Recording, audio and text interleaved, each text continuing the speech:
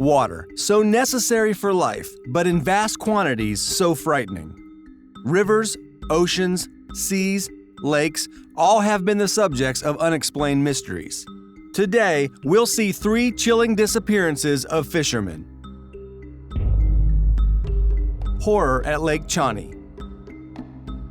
In 2016, the fishermen living in Novosibirsk Oblast, Russia, contacted the Moscow authorities to report that 19 inhabitants had been eaten by a monster in Lake Shawnee.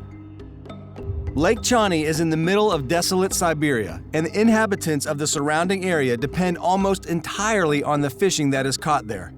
But it had become increasingly dangerous to go into the lake or even to fish from the shoreline itself. It turns out that the newly named Niski, because of his similarity to Nessie, the Loch Ness Monster, was the one behind all this.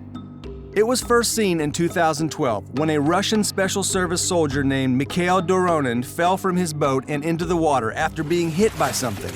He never got out again, and it all happened in front of the astonished eyes of his family. Since then, another 18 people, many of them fishermen, were dragged into the water in a similar fashion, never to be seen again. Another disturbing death was that of a 59-year-old man in 2016. He was in the company of Vladimir Goleshev, a good friend. They were about 300 meters from the shore fishing in a small boat. The hook suddenly tightened, but the pull was so strong and sudden that the boat tipped over. Our witness managed to swim to the shore but was filled with horror. His friend had been pulled down to the deepest part of the lake. Currently, official figures say that there have been a total of 23 disappearances at Lake Shawnee, but locals say the number actually adds up to several dozen. The mystery of the Nicole crew. On April 12, 1990, 4 fishermen set sail for the Atlantic in what was supposed to be a 7-day trip.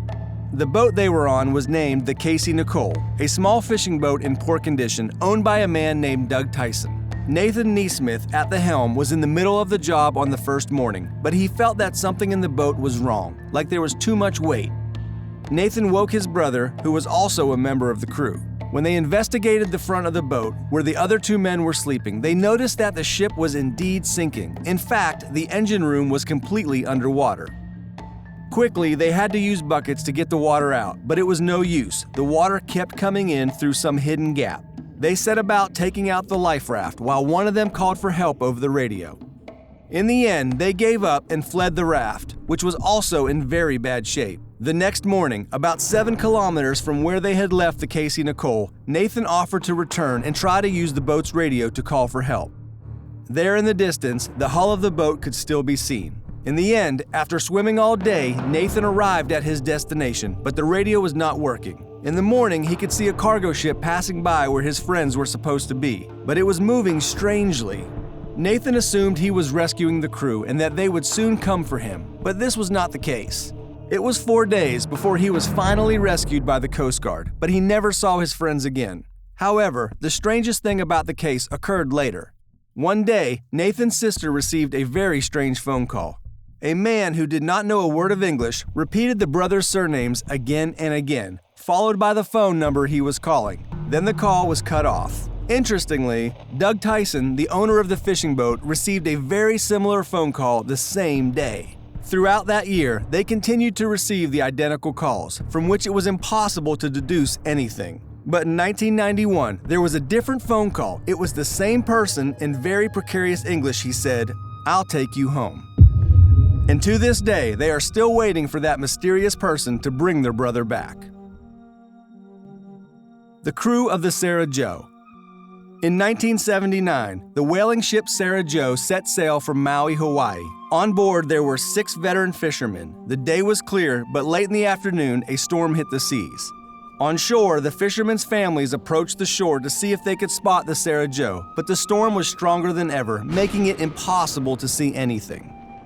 The next morning, John Hanchett, the father of one of the crew members, accompanied by a marine biologist friend named John Naughton, set out to look for the boat.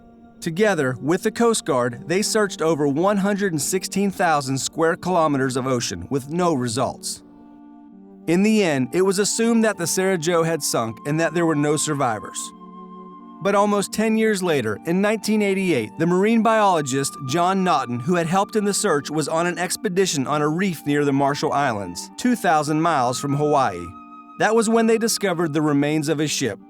They later found out that it was the Sarah Joe. But strangest of all, on the nearby shore, a shallow grave was discovered. In it, the skeleton of Scott Moorman, one of the missing crew members, could be identified. In his hands, he held a very strange object. It was a bunch of papers, like a book but unbound. Between each page, there was a small piece of aluminum foil, the purpose of which is still unknown.